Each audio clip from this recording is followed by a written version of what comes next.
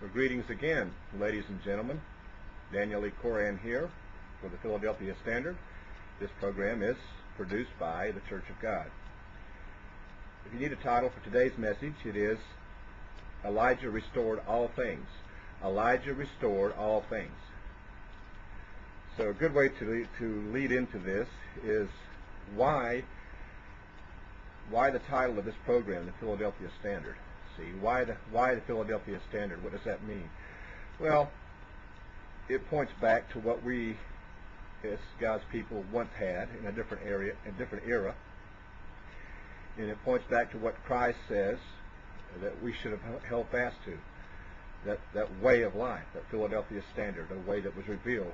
And so, by way of introduction, as a general idea, this message is addressed to all of God's people, those that were once members of the Worldwide Church of God and still are members of that group, but also all the splinter groups and divisions and churches that have splintered off of that. So this message is for all of God's people here in the end time.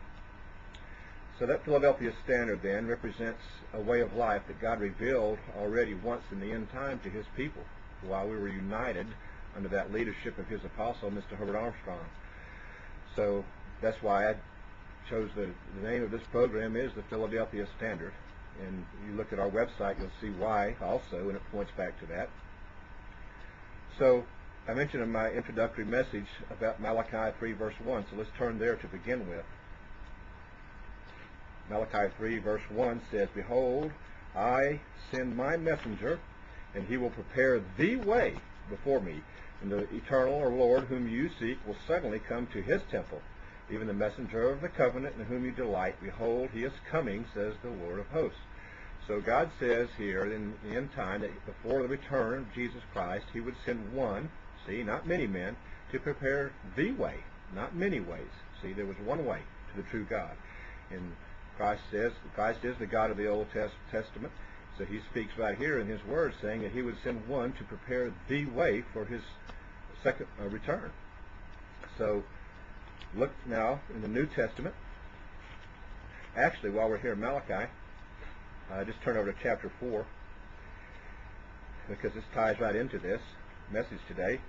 Chapter 4 and verse 5 of Malachi says, "Behold, I will send you Elijah the prophet before the coming of the great and dreadful day of the eternal, and he will turn the hearts of the fathers to the children and the hearts of the children to the fathers, lest I come and strike the earth with a curse." Other translations translate that word curse as utter destruction.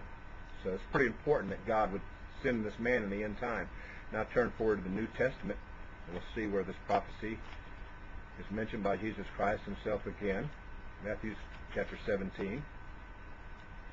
Matthew chapter 17, in verse 11, says, Jesus answered and said to them, "Indeed, Elijah is coming first and will restore all things." Now, when Christ gave this message, John the Baptist had already been beheaded or martyred. So this was not applying to John the Baptist. Now, John the Baptist was a type of Elijah. He was a forerunner of the first coming of Jesus Christ in the human form. But God in the end time says he would send one to prepare the way for the spiritual return of Jesus Christ in all his glory. And so he would, and that's what I just read to you in Malachi 3 verse 1. Of course, now the return hasn't happened yet, but has that Elijah been sent? Well, I'm here to tell you on the authority of Jesus Christ today that yes, indeed, he has been sent. But if you look on at verse 12 here, it says, "But I say to you that Elijah has come already, and they did not know him, but did to him whatever they wished. Likewise, the Son of Man is also about to suffer at their hands." So see, here in the end time, God did send one in the spirit and power of Elijah, and he even said many times during that era that he was a type of that Elijah.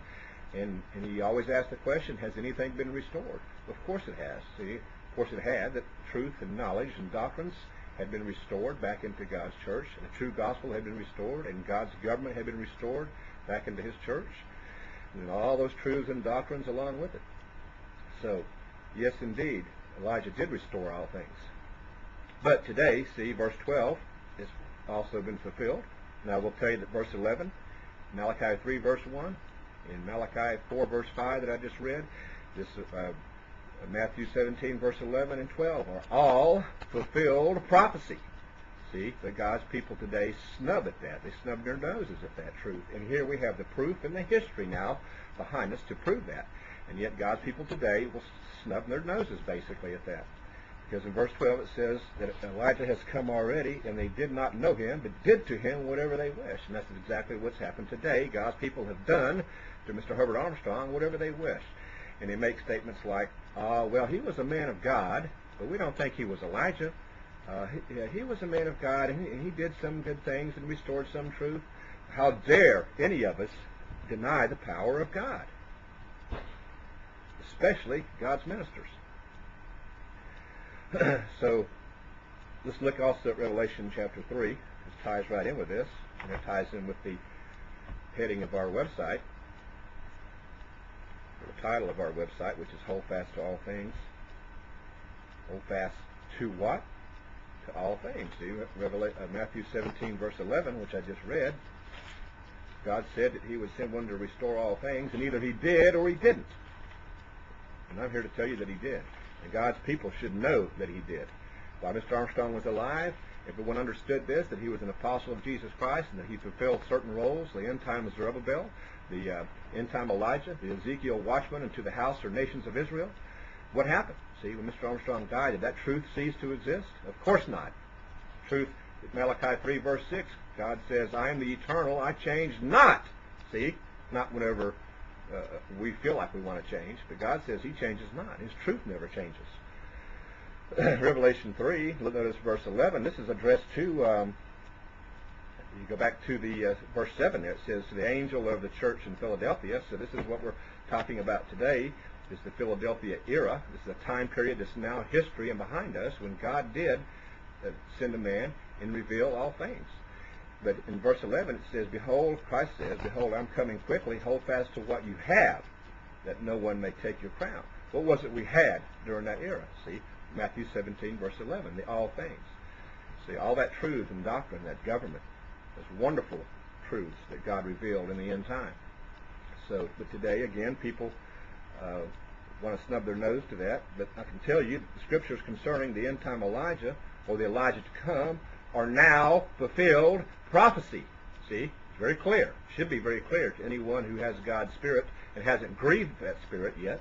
Many today, unfortunately, of God's people are grieving or have grieved God's Spirit because they deny the power of God that he revealed to his people in the end time. And indeed, he revealed it to the world because Mr. Armstrong fulfilled Matthew 24, verse 14, where Jesus Christ says that gospel will be preached to the world. Why? As a witness. See, so we should be standing today as witnesses for that end time Elijah. So, but men or ministers today don't believe this anymore. See, they use gimmicks, and they call that gimmicks new truth. See, they have to have new truth. But Christ already said he gave us all things. But they use these gimmicks called new truth to lure people into their congregations. Again, how dare any of you ministers deny the power of God? So you can look in Ezekiel chapter 34. Looks like I'm running out of time on this message, but Ezekiel chapter 34 is a scathing reprisal against God's ministers from God himself. And I'll just point one verse out of it because I cover this extensively on our website. You can go there, and you're invited to go there and look. Ezekiel 34, verse 2, it says, Son of man, prophesy against the shepherds of Israel. Prophesy and say to them, thus says the Eternal to the shepherds, woe to the shepherds of Israel. See, that's physical and spiritual Israel, the church, who feed themselves. Should not the shepherds feed the flock? Then he goes on in verse 5, and 6, and 8, and all three of those verses saying that there is no shepherd, zero. So we see I'm out of time.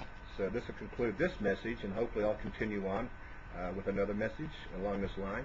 So until next time, Daniel E. Cohran, goodbye, friends.